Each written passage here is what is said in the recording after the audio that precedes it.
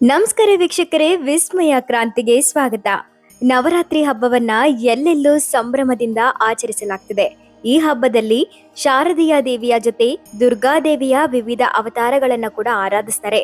ನವರಾತ್ರಿ ಹಬ್ಬದ 7ನೇ ದಿನದಂದು ದುರ್ಗಾದೇವಿಯ ಉಗ್ರ ರೂಪವೆಂದು ಕರೆಯಲಾಗುವ ಕಾಳರಾತ್ರಿ ಅಥವಾ ಕಾಳಿ ದೇವಿಯನ್ನ ಪೂಜಿಸಲಾಗುತ್ತೆ. ದುರ್ಗಾದೇವಿಯ ಈ ಕಾಳರಾತ್ರಿ ರೂಪವು ಮನುಷ್ಯನ ಜೀವನದಿಂದ ಕತ್ತಲೆ ಮತ್ತು ಭಯವನ್ನ ದೂರ ಮಾಡ್ತಾಳೆ. ದೇವಿ ತನ್ನ ಭಕ್ತರನ್ನು ನಕಾರಾತ್ಮಕ ಶಕ್ತಿಗಳಿಂದ ರಕ್ಷಿಸ್ತಾಳೆ ಮತ್ತು ಜೀವನದ ಸವಾಲುಗಳನ್ನು ಎದುರಿಸಲು ಅವರಿಗೆ ಧೈರ್ಯ ಮತ್ತು ಶಕ್ತಿಯನ್ನ ನೀಡ್ತಾಳೆ. 2025ರ ನವರಾತ್ರಿ ಹಬ್ಬದ 7ನೇ ದಿನವು ಕಾಳರಾತ್ರಿ ದೇವಿಗೆ ಸಮರ್ಪಿತವಾಗಿದ್ದು, ಈ ದಿನದ ಶುಭ ಮುಹೂರ್ತ, ಪೂಜಾ ವಿಧಿವಿಧಾನಗಳು ನಾನು ನಿಮ್ಗೆ ತಿಳಿಸ್ಕೊಡ್ತೀನಿ. ದುರ್ಗಾದೇವಿಯ ಕಾಳರಾತ್ರಿ ರೂಪ ನೋಡಲು ಭಯಂಕರವಾಗಿರುತ್ತೆ. ಆದರೆ ಈ ಕಾಳರಾತ್ರಿ ಅವತಾರವನ್ನ ಆರಾಧಿಸಿದ್ರೆ ಸಮೃದ್ಧಿ, ಅಭಿವೃದ್ಧಿ ದೊರೆಯುತ್ತೆ. ನಕಾರಾತ್ಮಕ ಶಕ್ತಿಯನ್ನ ದೂರ ಮಾಡುವ ಈ ದೇವಿಯ ವಾಹನ ಕತ್ತೆ. ಧಾರ್ಮಿಕ ನಂಬಿಕೆಗಳ ಪ್ರಕಾರ ಕಾಳರಾತ್ರಿ ದೇವಿಯನ್ನ ಪೂಜಿಸೋದ್ರಿಂದ ಒಬ್ಬರು ಎಲ್ಲ ಸಾಧನೆಗಳನ್ನ ಸಾಧಿಸ್ತಾರೆ. ತಂತ್ರ ಮಂತ್ರದ ಸಾಧಕರು ವಿಶೇಷವಾಗಿ ತಾಯಿ ಕಾಳರಾತ್ರಿಯನ್ನ ಪೂಜಿಸ್ತಾರೆ. ಅದೇ ಸಮಯದಲ್ಲಿ ಕಾಳಿ ದೇವಿಯನ್ನ ಪೂಜಿಸುವ ಮೂಲಕ ವ್ಯಕ್ತಿಯು ಭಯದಿಂದ ಮುಕ್ತನಾಗ್ತಾನೆ. ತಾಯಿ ಕಾಳಿ ತನ್ನ ಭಕ್ತರನ್ನು ಅಕಾಲಿಕ ಮರಣದಿಂದ ರಕ್ಷಿಸ್ತಾಳೆ ಎನ್ನುವ ನಂಬಿಕೆ ಸಹ ಇದೆ. ಕಾಳರಾತ್ರಿಯ ದೇಹವು ಕಪ್ಪು ಬಣ್ಣದಂತೆ ಗಾಢಾಂಧಕಾರವನ್ನ ಹೋಲುತ್ತೆ. ತಲೆಯ ಜುಟ್ಟನ್ನ ಕಟ್ಟದೆ ಹಾಗೆಯೇ ಬಿಟ್ಟಿರ್ತಾಳೆ. ಕುತ್ತಿಗೆಯಲ್ಲಿ ಹೊಳೆಯುವ ಮಾಲೆ ಇದೆ. ದೇವಿಗೆ 3 ಕಣ್ಣುಗಳಿದ್ದು ಅವು ಗೋಲಾಕಾರದಂತೆ ಪ್ರಕಾಶಿಸುತ್ತೆ. ಉಸಿರಾಡುವಾಗ ಬೆಂಕಿಯ ಜ್ವಾಲೆಗಳು ಹೊರಹೊಮ್ಮುತ್ತೆ. ಕಾಳರಾತ್ರಿಯು 4 ಕೈಗಳನ್ನು ಹೊಂದಿದ್ದು, ಬಲಗೈಯಲ್ಲಿ ವಮುದ್ರ ಮತ್ತು ಅಭಯಮುದ್ರ ಭಂಗಿಯಲ್ಲಿ ಆಕೆ ಭಕ್ತರಿಗೆ ಆಶೀರ್ವಾದ ಮತ್ತು ರಕ್ಷಣೆಯನ್ನ ನೀಡ್ತಾಳೆ. ಎಡಗೈಯಲ್ಲಿ ಕಬ್ಬಿಣದ ಖಡ್ಗ ಮತ್ತು ಕತ್ತಿಯನ್ನ ಹಿಡಿದಿರ್ತಾಳೆ. ನವರಾತ್ರಿಯ 7ನೇ ದಿನ ಕಾಳರಾತ್ರಿಯ ಆರಾಧನೆ ಮಾಡೋದ್ರಿಂದ ಎದುರಾಗುವ ಪಾಪ, ಅಡೆತಡೆಗಳು ನಾಶವಾಗುತ್ತೆ.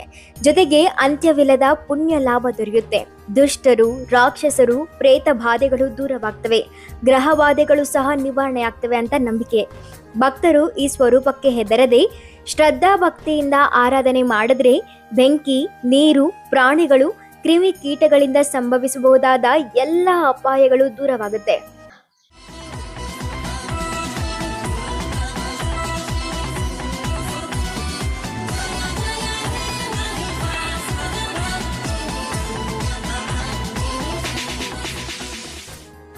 ಕಡುಕಪ್ಪು ಮೈಬಣ್ಣವನ್ನು ಹೊಂದಿರುವ ಈಕೆಯ ದಿನದಂದು ನಾವು ಗುಲಾಬಿ ಬಣ್ಣದ ಬಟ್ಟೆಯನ್ನ ಧರಿಸಬೇಕು.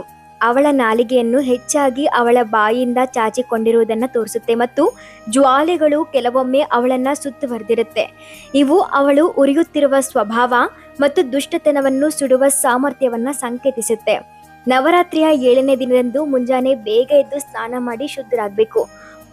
ಪೂಜೆ ಮಾಡುವ ಸ್ಥಳವನ್ನ ಶುದ್ಧಗೊಳಿಸಿ ಕಾಳಿ ದೇವಿಯ ಫೋಟೋ ಅಥವಾ ವಿಗ್ರಹವನ್ನ ಪ್ರತಿಷ್ಠಾಪನೆ ಮಾಡಿ. ಬಳಿಕ ಕಾಳರಾತ್ರಿ ದೇವಿಗೆ ಕುಂಕುಮ, ಅಕ್ಕಿ, ಧಾನ್ಯ, ದೀಪ ಮತ್ತು ಧೂಪವನ್ನ ಅರ್ಪಿಸಿ. ಕಾಳಿ ದೇವಿಗೆ ರಾತ್ರಿ ರಾಣಿ ಹೂಗಳನ್ನು ಅರ್ಪಿಸಿ ಬೆಲ್ಲವನ್ನು ನೈವೇದ್ಯವಾಗಿ ಅರ್ಪಿಸಿ ದೇವಿಗೆ ಕೊನೆಯದಾಗಿ ಆರತಿಯನ್ನ ಮಾಡಬೇಕು. ಕಾಳರಾತ್ರಿ ಅವತಾರದಲ್ಲಿರುವ ದುರ್ಗಾದೇವಿಗೆ ಸಾಂಪ್ರದಾಯಿಕವಾಗಿ ಖರ್ಜೂರದಿಂದ ಮಾಡಿದ ಅಥವಾ ಜೇನುತುಪ್ಪದಿಂದ ಮಾಡಿದ ಪ್ರಸಾದವನ್ನ ನೈವೇದ್ಯವಾಗಿ ಅರ್ಪಿಸ್ತಾರೆ. ಇದರೊಂದಿಗೆ ದುರ್ಗಾ ಸಪ್ತಶತಿ, ದುರ್ಗಾ ಚಾಲಿಸ ಮತ್ತು ಕಾಳಿ ಮಂತ್ರಗಳನ್ನ ಪಠಿಸಿ. ಈ ದಿನ ಕೆಂಪು ಕಂಬಳಿಯನ್ನು ಆಸನವಾಗಿ ಮತ್ತು ಕೆಂಪು ಶ್ರೀಗಂಧದ ಜಪಮಾಲೆಯನ್ನು ಬಳಸಿ ಕಾಳಿರಾತ್ರಿ ದೇವಿಯ ಮಂತ್ರಗಳನ್ನ ಪಠಿಸಿ. ಕೆಂಪು ಶ್ರೀಗಂಧದ ಜಪಮಾಲೆ ಇಲ್ಲ ಅಂತಂದ್ರೆ ನೀವು ರುದ್ರಾಕ್ಷ ಜಪಮಾಲೆಯನ್ನ ಸಹ ಬಳಸಬಹುದು. ಕಾಳರಾತ್ರಿ ದೇವಿಯು ಭಕ್ತರನ್ನು ದುಷ್ಟ ಶಕ್ತಿಗಳಿಂದ ಕಾಪಾಡ್ತಾಳೆ ಎಂಬ ನಂಬಿಕೆ ಇದೆ. ನವರಾತ್ರಿಯ 7ನೇ ದಿನದಂದು ದೇವಿಯನ್ನ ತುಂಬೆ ಹೂಗಳಿಂದ ಪೂಜಿಸಲಾಗುತ್ತೆ. ಕಾಳಿರಾತ್ರಿ ದೇವಿಯ ಮುಖ್ಯ ಮಂತ್ರವೇನೆಂದರೆ ಓಂ ಐಂ ಹ್ರೀಂ ಕ್ಲೀಂ ಕಾಳರಾತ್ರಿ ನಮಃ. ಈ ಮಂತ್ರವನ್ನ 108 ಬಾರಿ ಪಠಿಸುವುದು ಅತ್ಯಂತ ಪ್ರಯೋಜನಕಾರಿ ಅಂತ ಪರಿಗಣಿಸಲಾಗುತ್ತೆ.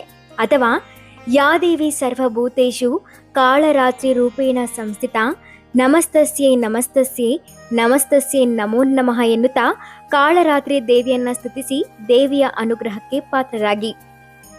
ಈ ಆರಾಧನೆಯಿಂದ ಭಯವು ದೂರವಾಗಿ ಧೈರ್ಯ, ವಿಶ್ವಾಸ ಹಾಗೂ ಸಾಧನೆಗೆ ಅಗತ್ಯವಾದ ಶಕ್ತಿ ಬೆಳೆಯುತ್ತೆ. ಆದ್ದರಿಂದ ಈ ನವರಾತ್ರಿಯಲ್ಲಿ ಕಾಳರಾತ್ರಿ ದೇವಿಯ ಆರಾಧನೆ ಮಾಡುವ ಮೂಲಕ ಸಕಲ ಸೌಭಾಗ್ಯಗಳನ್ನು ಗಳಿಸಿ ಜೀವನವನ್ನ ಶುಭಕರಗೊಳಿಸಿರಿ.